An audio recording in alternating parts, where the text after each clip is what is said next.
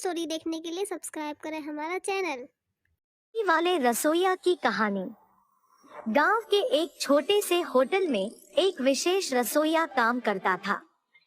वे विभिन्न प्रकार के भोजन में माहिर थे और विशेष रूप से उनकी बिरयानी और मिट्टी अंगीठी चिकन बहुत प्रसिद्ध थे। गांव के लोग भोजन के लिए उनके होटल की ओर आकर्षित होते थे, क्योंकि वह पेशेवर तौर पर हमेशा कुछ नया और अनोखा बनाते रहते थे। समय बीतते बीतते उसे नए विचार आने लगे।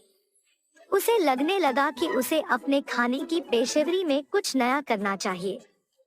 एक दिन उसके मन में ख्याल आया कि क्यों न उसे मंडी स्टाइल बिरयानी पेश की जाए। अगले दिन जब गांव के लोग खाने के लिए होटल आए, तब उसने अपनी नई विशेषता मंडी स्टाइल बिरयानी की पेशकश की। यह बिरयानी बड़ी प्लेट में परोसी जाती थी, जिसमें चिकन के टुकड़ों और चावल के साथ साथ खास मंडी मसाला डालकर बनाई जाती थी। यह नया प्रयास गांव के लोगों को बहुत पसंद आया और होटल की छात्रवृत्ति में भरपूर विश्वास भी बढ़ गया। धीरे धीरे रसोइया के दिमाग में और भी विचार आने लगे, क्योंकि वह सिर्फ अच्छा ही नहीं बल्कि बेहतर बनना चाहता था। उसके मन में विचार आया कि गांव के लोगों का ध्यान अपनी ओर आकर्षित करने के लिए उसे एक और नया प्रयास करना चाहिए। उन्होंने अपनी मंडी शैली की बिरयानी को बड़ी प्लेटों में परोसने का फैसला किया, लेकिन इस बार एक नए तरीके से। वह गांव के लोगों के सामने मिस्त्री की थाली लेकर आए, जिसमें बड़ी बड़ी बिरयानी परोसी गई थी। वह इसे चैलेंज बिरयानी के नाम से पेश करता था। चैलेंज बिरयानी का एक नियम था, अगर कोई व्यक्ति उस बड़ी प्लेट बिरयानी को एक बार में खत्म कर देता है तो उसे खाना मुफ्त में मिलेगा।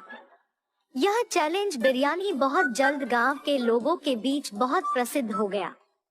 लोग इस चुनौती को लेने लगे और वे बड़े प्लेट में बिरयानी खाने का प्रयास करने लगे। कुछ लोग सफलता प्राप्त करके मुफ्त खाना भी प्राप्त करने लगे। इसी बीच कुक ने एक और नया प्रयास किया।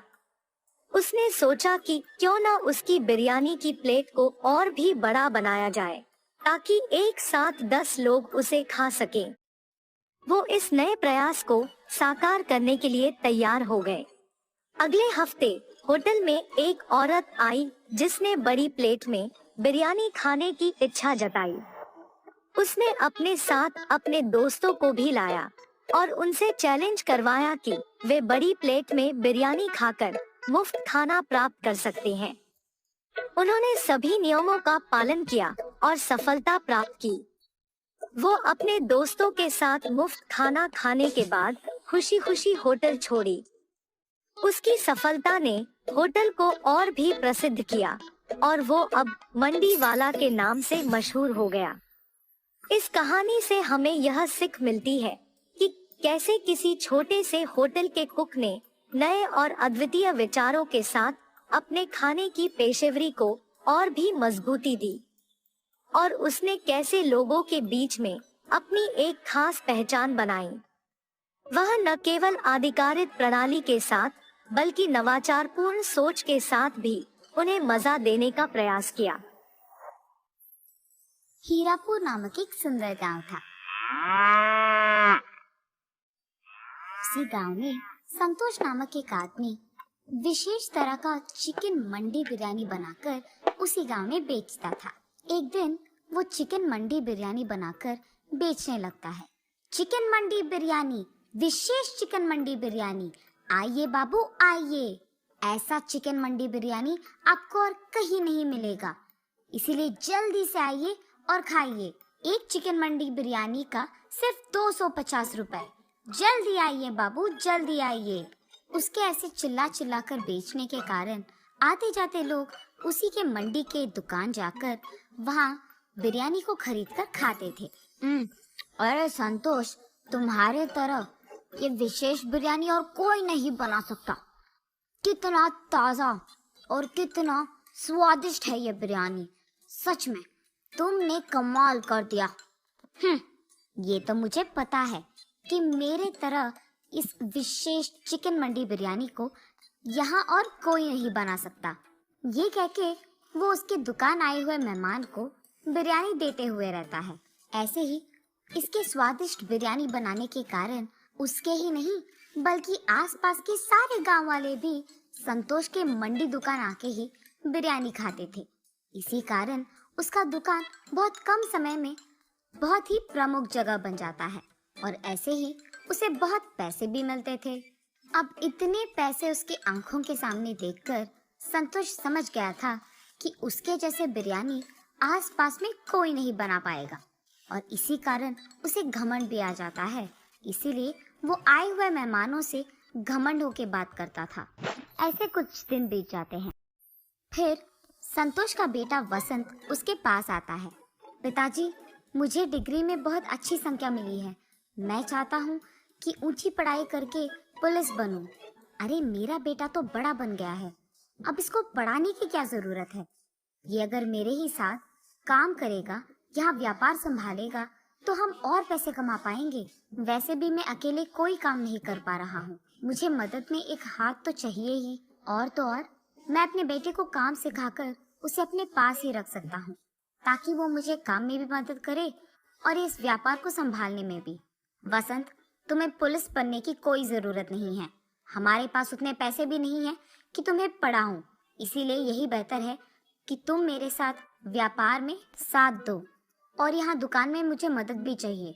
और तो और ऐसे हमारे व्यापार को संभाल के मेरे साथ मदद करते हुए काम करोगे तो पुलिस की नौकरी की वेतन से बहुत ज्यादा कमा पाओगे। और कब समझोगे बेटा? मेरे साथ काम करो, ज्यादा पैसे कमाओ और खुश रहो। अब चुपचाप कल से यहाँ शुरू हो जाओ, ठीक है?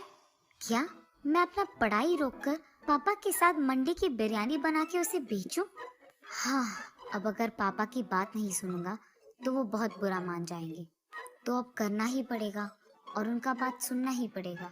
यही सोचते हुए वो निराश होकर अपने घर चले जाता है और इस सोच में पड़ जाता है कि वो क्या करे। अरे हाँ, मैं ऐसा कर सकता हूँ। मैं पापा के साथ सुबह दुकान में उनकी मदद करूँगा और शाम को घर लौटते ही अपनी पुलिस ट्रेनिंग के लिए तैयार हो जाऊँगा। पैसे मैं पापा को पता चले बिना माँ से ले लूँगा। ऐसे तो पापा भी खुश रहेंगे और मैं भी। ऐसे ही उसके बाद उसके फैसले के मुताबिक ही वसंत दिन में अपने पापा के साथ और उनकी मदद करते हुए रहता था और रात में उसकी माँ की सहायता से पुस्तकों को खरीदकर पुलिस बनने की तैयारी करता था। ऐसे कुछ दिन बीत जाते हैं। फिर उसकी परीक्षा का वक्त आता है। परीक्षा के दिन सुबह वो उसके पिता के साथ दुकान नहीं जाता है बल्कि वो अपना परीक्षा खत्म करके वहां से दुकान चले जाता है और हर रोज की तरह उसके पिता की मदद करने लगता है। लेकिन रात भर की पढ़ाई के कारण उसे बहुत नींद आने लगती है और वो दुकान में काम करने के बजाय गहरी नींद आने के कारण टेबल पे सो जाता है। टेबल पे सो जाना वसंत के पिता संतोष देखते हैं और गुस्से में उसके पास जाकर ऐसे कहते हैं, वसंत, वसंत, सुबह सुबह तुम्हें नींद क्यों आ रही है? तुम रात भर सोए नहीं?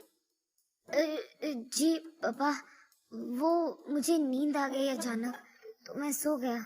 माफ कीजिए, मैं काम करना शुरू कर दूंगा।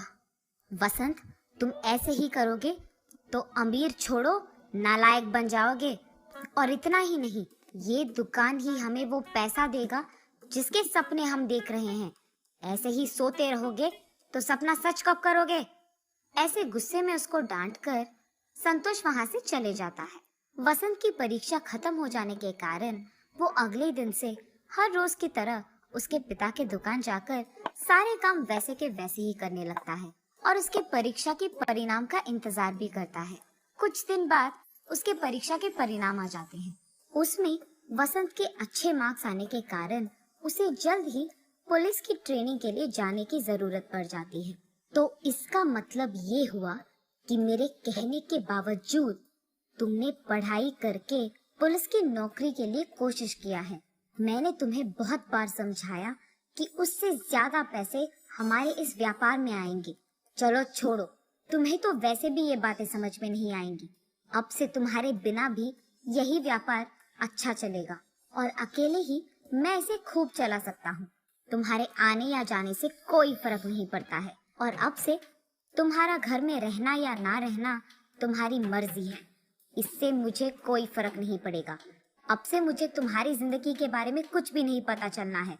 तुम्हें जो करना है करो। ऐसे गुस्से में वसंत पे क्रोधित होकर संतोष वहां से चले जाता है। काश पापा समझ पाते कि पुलिस की नौकरी मेरे लिए बहुत जरूरी है और यही मेरा ख्वाब है, मेरा सपना है और मैं सिर्फ यही करना चाहता हूँ। अब नहीं समझ पा रहे हैं। आशा करता हूँ कि पापा कभी न कभी मेरी इस बात को, इस सपने को समझ पाएंगे। पर अगर अब मैं इनके लिए ये नौकरी छोड़ दूंगा तो आगे कभी नहीं कर पाऊंगा। इसीलिए मुझे देर नहीं करना होगा। अभी मुझे पुलिस की ट्रेनिंग के लिए चले जाना होगा। उसके फैसले के मुताबिक ही कुछ ही महीनों में वो पुलिस की ट्रेनिंग के लिए चले जाता है। ट्रेनिंग खत्म करते ही उसके अपने गांव के पड़ोस गांव में उसको इंस्पेक्टर का नौकरी मिलता है। जब वो अपने पिता के पास ये खुशखबरी देने जाता है तो वो उनसे बात तक नहीं करते हैं और उनका मुंह मोड़ के वहां से चले जाते हैं। वसंत उसकी नौकरी बहुत इज्जत और जिम्मेदारी से निभाता है और इसी कारण उस सारे गांव में और पड़ोसी गांव में भी उसकी बहुत तारीफ करते थे। और यहाँ संतोष उसके दुकान में कोई भी नौकर नहीं लगाता है, अकेले ही सारे काम करते रहता है। और ये सब उसी गांव में रहने वाले दो आदमी दूर से देखते रहते हैं। संतोष को सारा दुकान और व्यापार अकेले संभालते हुए देख वो दोनों आदमी एक दिन जब संतोष उसके दुकान पे नहीं था, उस मौका देखकर उस दुकान को कब्जा कर लेते हैं। दुकान को लौटने के बाद जब संतोष देखता है कि उसकी दुकान में दो नए लोग काम कर रहे थे, वो चौंक जाता है और उनसे जाकर पूछता है, आप इसी गांव के लोग हो ना? क्या आपको पता नहीं है कि ये मेरा दुकान है? आप यहाँ बिरयानी क्यों बना रहे हो? हाँ, ये हमारा दुकान है। तुम हमारे दुकान आकर हमसे ही पूछ रहे हो? तुम ये बताओ कि यहाँ क्यों आए हो? ऐसे हमारे दुकान को तुम्हारा दुकान कहोगे तो हम चुप नहीं बैठने वाले।